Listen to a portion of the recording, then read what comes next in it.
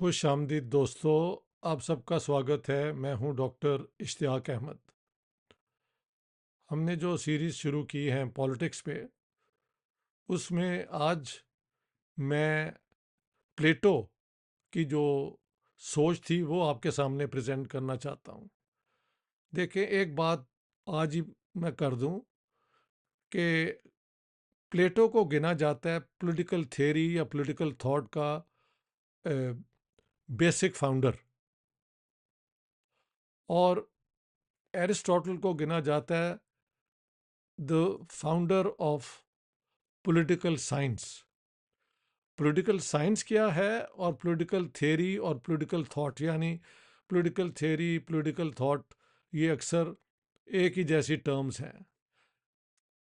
प्लेटो की बैकग्राउंड ज़रा सुन लें।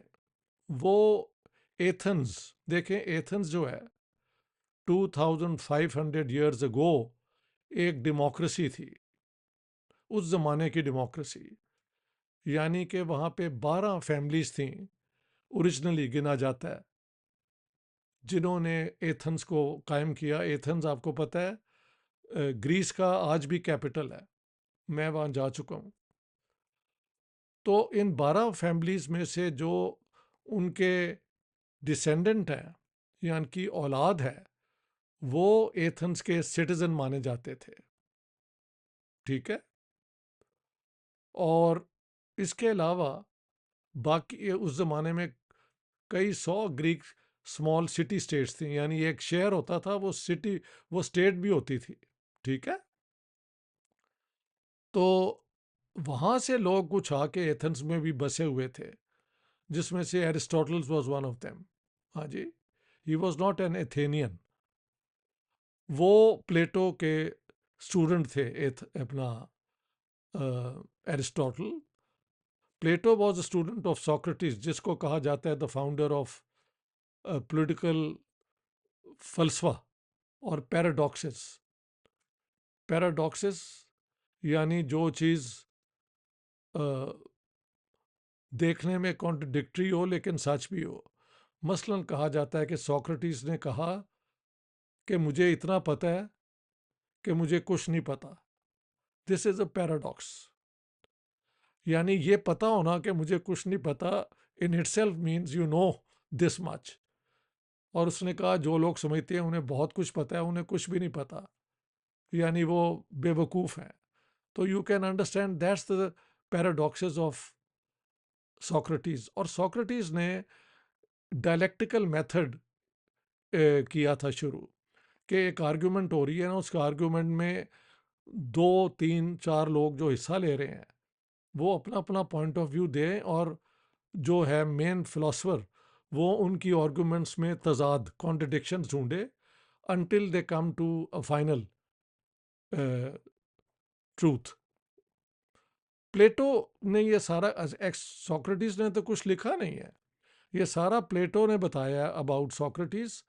और जो उसकी सबसे मशहूर किताब है द रिपब्लिक, उसके अंदर सोक्रेटिस के साथ ये जो है सोफिस्ट और ये बाकी जितने ग्रीक स्कूल हैं सोच के, हम एक एक स्कूल के साथ के मुतल्लिक भी बात करेंगे एज वी गो अलॉन्ग। हाँ जी। तो उनके साथ Socrates is arguing and pointing out the contradictions in what they are saying.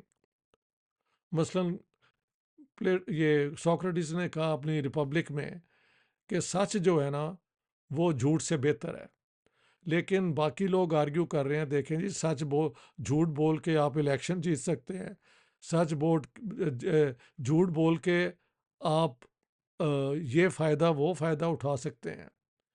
और सोक्रेटिस यानी प्लेटो यूजेस हिम टू शो कि नहीं, आखिर में यही है कि झूठ फिर भी हार जाता है और सच जीत जाता है। मैं कई दफ़ा करता हूँ कि सच सच की जीत होती है। ये एक प्लेटोनिक आइडिया ही हो सकता है, it may not be true, but one would like to believe कि अल्टीमेटली सच ही है जो एस्टेब्लिश होता है। तो प्लेटो ने रिपब्लिक में जो बेसिक आर्ग्यूमेंट, वो, why did he right the Republic? हाँ, बात यह है कि एथेनियन यानी एथेंस की जमहूरियत जो थी, 20% मेल वो क्या करते थे, पार्लियामेंट में वोट होता था और जो वोट ज़्यादा मेजॉरिटी में था वो कानून बन जाता था। सोक्रेटिस पे, जिसे प्लेटो ने समझा कि दुनिया का सबसे लर्नड आदमी है, उसको एथेनियन डेमोक्रेसी ने कहा कि देखो इसने जंग के दौरान हमारी वो क्या कहते हैं डिमोरलाइज किया, यूथ को नेगेटिवली इन्फ्लुएंस किया, और सोक्रेटिस ने वो उनकी बात मान भी ली। ये भी पैराडॉक्स है कि कुछ लोग चाहते थे कि सोक्रेटिस को वहाँ से लेके भाग जाएं, लेकिन he said the the decision is wrong but I will obey it. तो ही ड्रैंक द हेमलॉक जो पॉइजन था एंड डाइड। ठीक है, ये सारा कुछ प्लेटो अपनी रिपब्लिक में what is trying to show is के democracy is a rule of the ignorant, uninstructed, uninformed, और ऐसे रूलर होना चाहिए जो परफेक्ट नॉलेज रखता हो। So he begins with the theory of a perfect idea. ये उसकी थियरी है, the theory of ideas. According to Plato, up in heaven यानी वो ऊंचे आसमानों में कहीं हर चीज की एक परफेक्शन है। एक टेबल जो हम देखते हैं, ये जब हम बनाते हैं तो ये उसकी कॉपीज हैं, ये परफेक्ट नहीं हो सकती। इसी तरह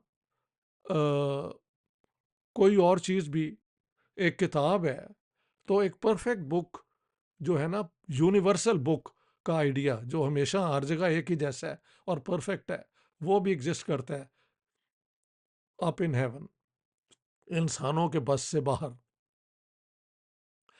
एरिस्टोटल ने प्लेटो ने मजीद कहा कि इसी तरह एक परफेक्ट स्टेट भी हो सकती है जिसकी कॉपीज जो हैं फिर इंसान जो हैं वो अपनी ज़मीन पे बनाए। तो यहाँ पे उसकी the theory of Republic, Republic जो है ना वो क्या है कि उसे कहा जाता है द थ्योरी ऑफ जस्टिस। इंसाफ क्या हो सकता है? प्लेटो के मुताबिक इंसाफ वो है कि हर इंसान की जो असल नेचर है उसके मुताबिक उसको सोसाइटी में जगह दी जाए। तो कुछ लोग जो हैं वो फिलोसफर बन सकते हैं because they are so intellectually sharp. कुछ लोग हैं वो वॉरियर्स बन सकते हैं। कुछ लोग हैं वो ये खेती बाड़ी कर सकते हैं। कुछ लोग हैं जो बिजनेस कर सकते हैं। तो हर एक को उसका मुकाम देना जो है ना, दिस इज जस्टिस। और प्लेटो क्योंकि एक एक इसे कहा जाता है डिडक्टिव लॉजिक, कि जब आप एक परफेक्शन से आर्ग्यू करते हैं from a universal to a particular, तो आपको उसके अंदर एक यूनिवर्सल औरत भी ढूंढनी पड़ती है जो कि मर्दों की तरह बिल्कुल परफेक्ट उसकी बिहेवियर हो। तो अकॉर्डिंग टू प्लेटो इंसानों का काम है कि इस रिपब्लिक को ज़मीन पे लाने की कोशिश की जाए जहाँ पे एक परफेक्ट रूलर हो जिसका परफेक्ट नॉलेज हो। परफेक्ट नॉलेज कैसे आएगा, वो बड़ा इंटरेस्टिंग है। प्लेटो की ये एक थ्योरी थी,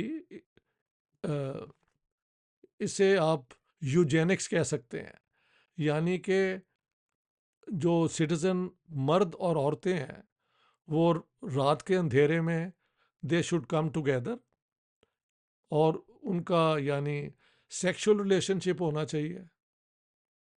उसके बाद जो बच्चे उनमें से पैदा हों वो स्टेट के बच्चे हैं, माँ बाप को पता भी नहीं है कि ये बच्चे किसके हैं।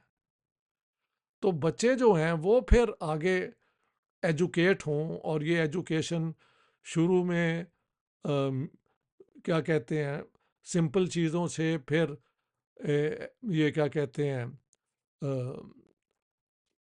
बॉडी को ट्रेन करने के लिए, और फिर एंड में लॉजिक, डायलेक्टिक मेथड, डायलेक्टिकल यानी दूसरों की आर्ग्यूमेंट में कॉन्ट्रडिक्शन ढूंढना, जो मार्क्स ने भी बाद में इस्तेमाल किया बट इन अ मटीरियलिस्ट वे। हाँ जी, हेगल ने भी ये आइडिया लिया, लेकिन ओरिजिनली ये सोक्रेटिस का आइडिया जो प्लेटो ने खैर दुनिया को बताया, सोक्रेटिस ने तो कुछ लिखा नहीं। हाँ जी, तो इस तरह ये लॉजिक जो है यूनिवर्सल लॉजिक से उसने आर्ग्यू किया कि एक एजुकेशनल सिस्टम होगा जो जैसी इंसान की नेचर है वैसे लोग वो सॉर्ट आउट करेगा। कुछ लोग शुरू में ही डिस्क्वालीफाई हो जाएंगे because they don't have either the warrior instinct और द फिलोसफर इंस्टिंक्ट कैपेसिटी। हाँ जी, सो वो आम ट्रेड ट्रूड करते रहेंगे एंड देन वॉरियर्स होंगे, और उसके बाद ये एक फिलोसफर्स की क्लास बनेगी जिसमें से फिर एक खास तौर पे परफेक्ट नॉलेज रखेगा। और अगर आपका रूलर परफेक्ट नॉलेज रखता है तो फिर बाकी सारे जो सिटीजन हैं उनकी अकल भी बताती है कि वो रूलर की बात को माने। सो कहा जाता है कि प्लेटो ने ये जो डिडक्टिव लॉजिक यानी यूनिवर्सल सच एक अज्यूम कर लिया कि परफेक्ट एक रिपब्लिक यूनिवर्सली हो सकती है अप इन हेवन, उसको ज़मीन पे भी लाया जा सकता है। तो अगर आप ये मान लें कि ये कहीं हो सकता है, आइडियली एक स्टेट जिसमें रूलर भी परफेक्ट हो, सिटीजन भी परफेक्ट हो, तो उनमें से फिर एक एक स्टेट जो है उसको देखना है कि वो उसके मुताबिक पूरी उतरती है या नहीं। तो प्लेटो ने यूनिवर्सल से पर्टिकुलर की तरफ आए कि to study states you have to see, और कोशिश होगी कि वही जो यूनिवर्सल है उसको ज़मीन पे भी कायम किया जाए। तो इसलिए प्लेटो को कहा जाता है that he is the thinker of what ought to be, कि क्या होना चाहिए। जो हो रहा है प्लेटो उसको कहता है यार ये तो बस एक वो एक इम्परफेक्ट सी सिचुएशन है, परफेक्ट इसको बनाने के लिए ये करें। तो उसके अंदर प्लेटो ये भी कहते हैं कि एजुकेशन का हिस्सा म्यूज़िक भी होगा, लेकिन ऐसा म्यूज़िक जो आपको पेट्रियाटिक फीलिंग्स पैदा करे, अपने स्टेट के साथ लॉयल्टी। जिस म्यूज़िक से इश्क और प्यार की बातें हों, पोइट्री हों, उसको एक्सक्लूड किया जाए। तो प्लेटो को कहा जाता है कि ही इज़ द थिंकर जिसने एक टोटलिटेरियन स्टेट का भी आइडिया दिया। ये टोटलिटेरियन स्टेट फिर बाद में 20th सेंचुरी में और आज तक ये चलती आ रही है कि स्टेट की कोशिश होती है रूलर्स की कि वो हर चीज़ को कंट्रोल करें और अपने सिटीजन्स को कहें कि ये मानो क्योंकि ये हमें हुक्म ऊपर से आया है। इसी तरह प्लेटो की भी सोच यही थी कि जिसके पास परफेक्ट नॉलेज है वो नॉलेज जो है वो उसको सबको मानना पड़ेगा।